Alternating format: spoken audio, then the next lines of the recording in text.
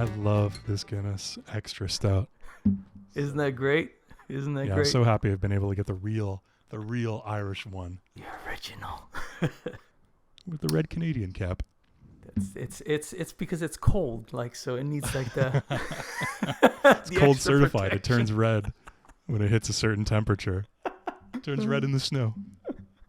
Well, welcome everybody to another episode of You're hosting. Inside the Brackets. We haven't done one of these in a very long time, but finally we are back with a fantastic question today. Today This is great. Isn't that You awesome? never host. I'm just going to sit back and I'm going to crack a beer. I'm going to enjoy myself here. Isn't that great? Oh, I love this. We should do this more often. Today we're asking, a question that's been asked for a very long time, I'm sure, by a lot of people, but it's been a little bit difficult to find an answer, let's say.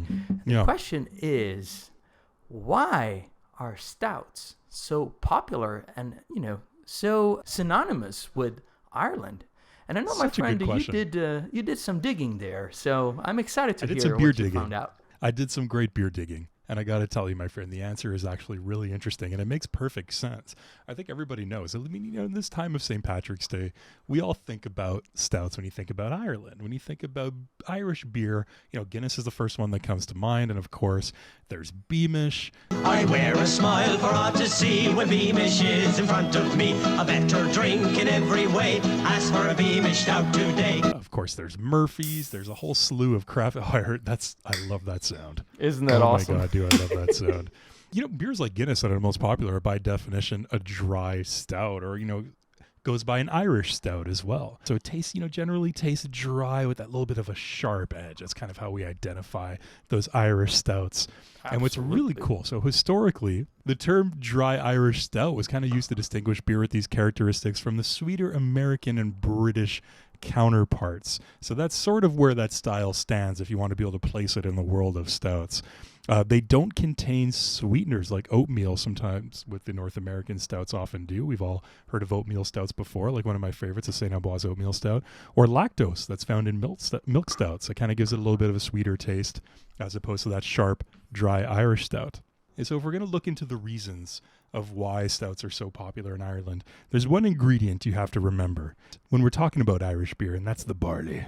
The barley is and specifically unmalted barley is at the root of all this, right? That's true. And this is really interesting, and this is really important to understand when it comes to why these porters or stouts were so popular in Ireland eventually.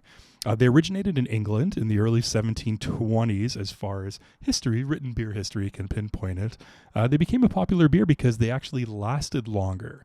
So they became a popular export for that reason. And they were starting to get heavily imported into Ireland, being so close to England. So all these porters were being imported in for their longer shelf life. So that was kind of what they say is one of the originating factors of why the Irish grew such a fond taste for these types of beers. Also, hops are not native to Ireland, very difficult to grow there. So brewers they had to rely solely on roasted barley, actually, to give their beer flavor, because they didn't have either hops at all or very limited access to hops when brewing their beer, and hence the darker styles like porters and stouts. So malted barley was actually taxed in the 18th and 19th century, a critical resource in producing what was really popular then, which was pale ales. Last but not least, Guinness family capitalized on all these restraints, and over 2 generations, using these unmalted barleys, which was not prone to the same taxes, obviously, that were in place at the time. The resulting beer was this dry stout, which has now become nearly synonymous with Irish beer culture. And there you go. Cheers, first of all, my friend, to you and to this beautiful explanation.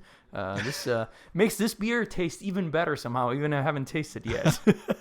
So I have a rumbling, I have a feeling, a beer feeling, that you have a slightly different explanation or something to add. I think more than a different explanation, I think you couldn't have explained it better, at least like there's a lot of facts that I didn't know that I've learned today. So I'm sure this is helpful for a lot of people. But the roles have shifted. Yeah, see, everything has shifted here. This St. Patrick Day, everything can happen. It's the upside down world. But one thing that I just wanted to add that I think it's a consideration more than an explanation. That might have explained the origin, but I always wonder, like, throughout the centuries since then, this style has, stuck around, like, with Irish people and has become, like, synonymous with Irish culture. And I personally have this little feeling that Guinness has a lot to do with that. But I think they do. But when I say Guinness, I don't necessarily mean the beer itself, because we know that there's different iterations of it. Like, you're drinking the extra stout. This is the draft, which learned, like, recently was invented, like, more in the 60s, like end of the 50s. So it's a relatively new brew, right? Guinness family has been around, like, and been synonymous with the Irish culture because they've invested a lot in the Irish culture, given back to the city in terms of, like, not only entertainment, but also, caring of the people. Like, Guinness factory was one of the first ones that introduced, like, medical assistance and did studies on that. Like, so all of those things, I think, stick around with the culture, and they become ingrained into that. Like, so I think it might have a little role to play, but I don't know. It's just an extra added thought here. That's a great point. That's a great point there, my friend.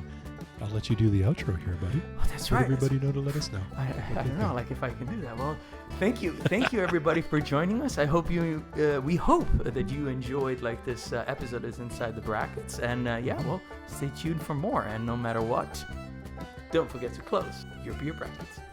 And don't forget to let us know down below. Why do you think stouts are so popular in Ireland? We'd love to hear from you. It's very important. See, I gotta train here more. Like, I'm still not, like. You're a natural, my friend. Cheers. Cheers, everybody. Happy St. Patrick's Day.